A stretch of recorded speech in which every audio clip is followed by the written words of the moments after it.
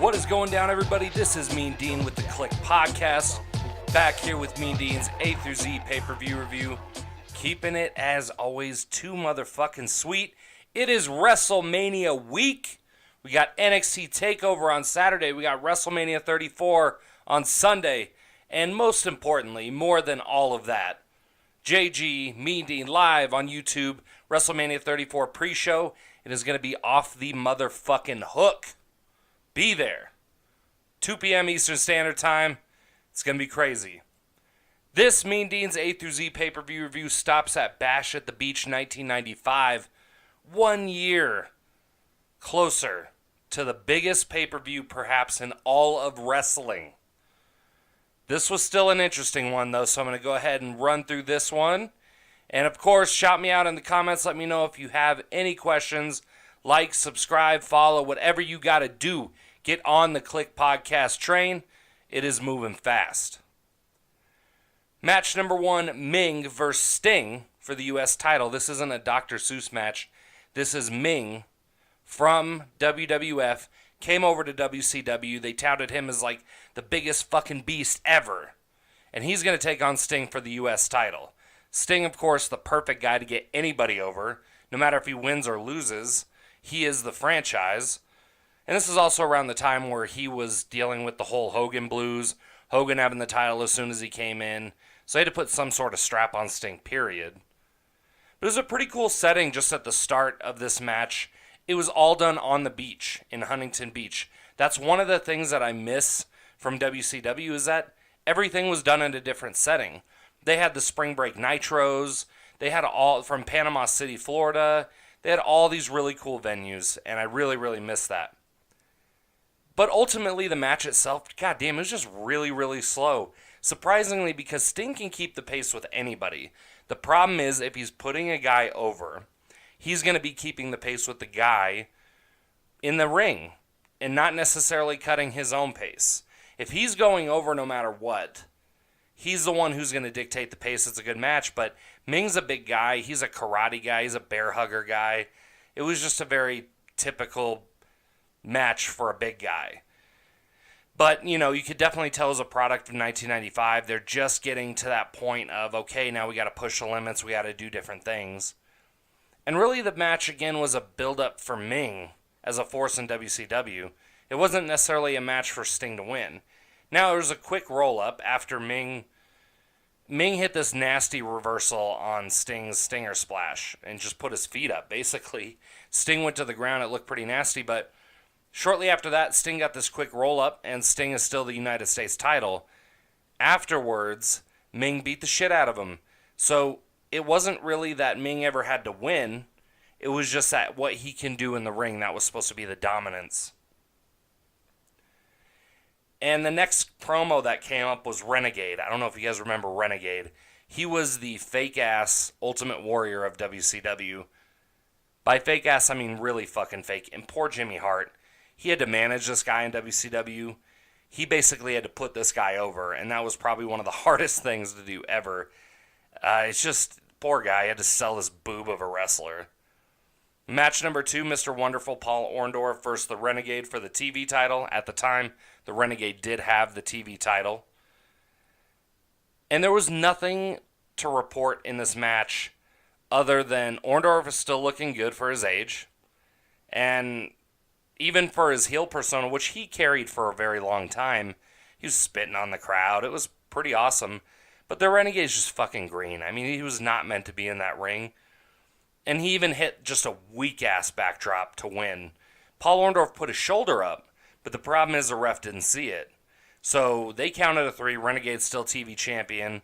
Then Orndorff just spiked his ass with a fucking Orndorff pile driver.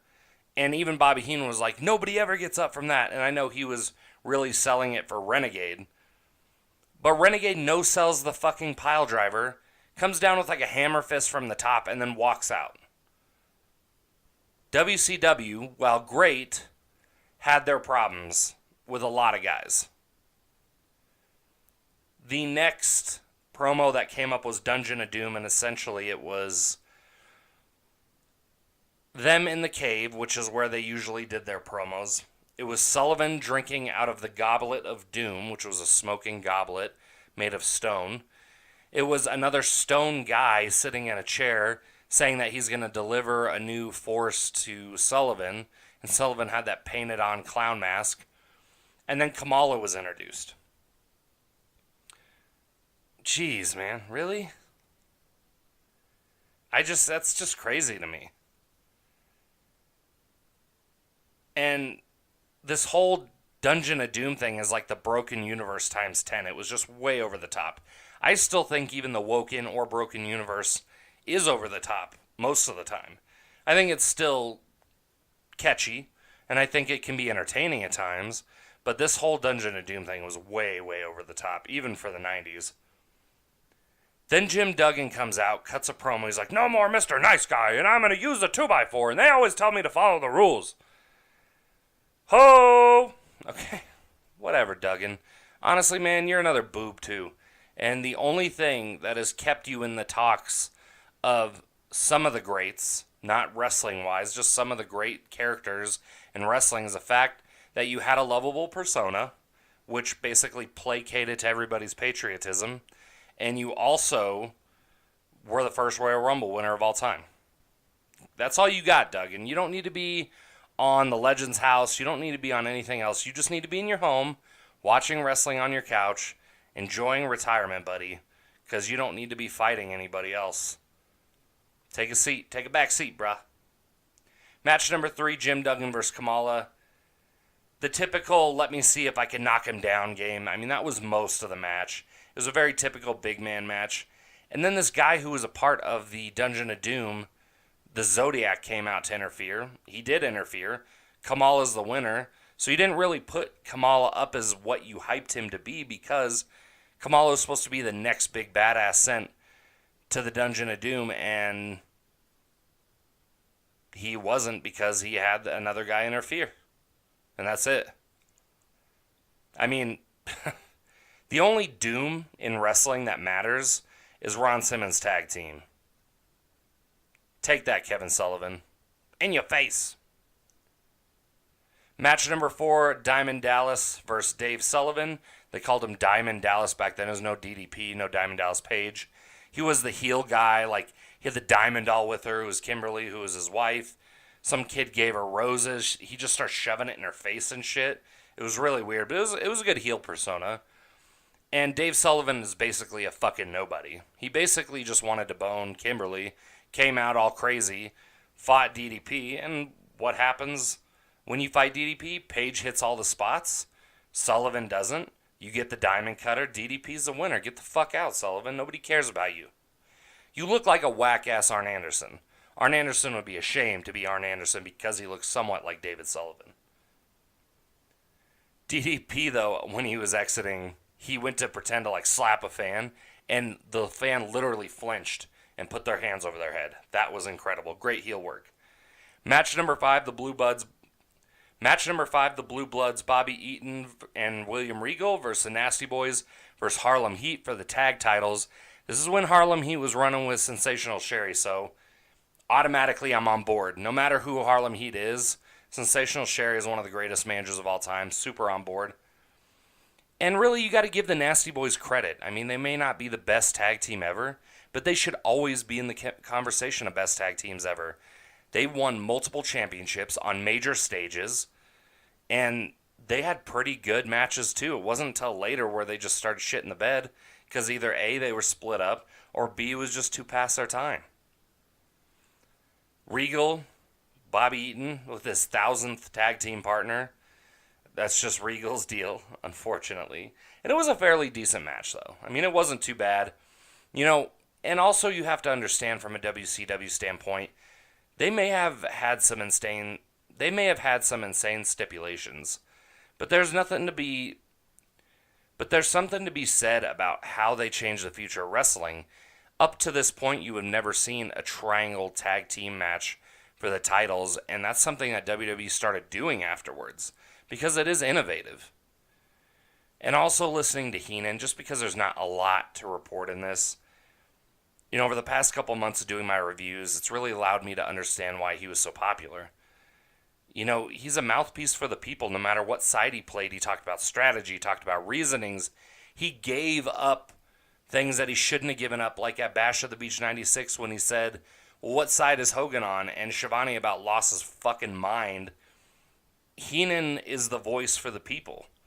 Even if he was rolling with Mr. Perfect and Ric Flair and he was shitting on Hogan constantly, Heenan was always that guy who was like, you know what, I wish I could say shit like that on TV and get away with it. That was Heenan. That's why he was amazing. And nobody is going to come the way that Heenan came. Corey Graves can be looked at as a heel commentator at times, which is great. And I think he does a great job, but it's more on a Lawler path rather than a Heenan path. I hope at some point somebody does come and plays that role, but up to this point, I don't see it happening. Sags, though, went to go cover Booker T, who's already on top of somebody, sits on Booker T's fucking face with his asshole, like straight up Rikishi shit.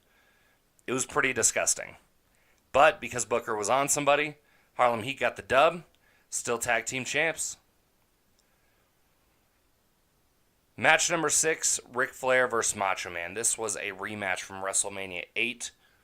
They even played it up as history is repeating itself and so on. And honestly, and also, this was called a lifeguard match. And I think that was kind of clever just because it was a lumberjack match, kind of play to the actual surroundings. But this match was nothing near what WrestleMania 8 was, unfortunately. And even that point, that match wasn't supposed to be a big match either. It was supposed to be Hogan and Flair. Well, that didn't happen because some side said no. Well, then it was Macho and Flair, and they had a great, great match at WrestleMania 8. But here at Bash of the Beach 95, it was not a great match. They had a couple throwouts. They had some scuffles here and there. Nothing major. Arn Anderson got in and interfered, hit a DDT on Macho, but he kicked out. Macho hit that elbow and got the dub. That's about it. That's all that happened. There was so much depth in their WrestleMania 8 match, and there was so little depth in this one. It was just like, hey, we have these two great talents ready to fight each other on the beach. Go. And that was it. There was nothing else to that. And that was kind of frustrating. Match number 7 in the very last match, Big Van Vader versus Hulk Hogan in a steel cage for the world title. I was psyched about this because ever since I've been reviewing old WCW pay-per-views, I have been crazy high on Big Van Vader. I've always been high on him, but you just forget some of these names as you move through life. I know Vader is a Boulder native to our Denver, Colorado area, which we record out of. So Vader's always a big deal to me anyway, but it's not until you go back and you really start to appreciate the things he does in the ring, the psychology, the ass kicking. I was ready for him to fight Hogan. It felt like a big fight feel to me. As Hogan is cutting his promo, he's cutting it with Dennis Rodman, who was with the Spurs at the time. It was the strangest fucking thing. This was the best part of the pay-per-view. I don't know why.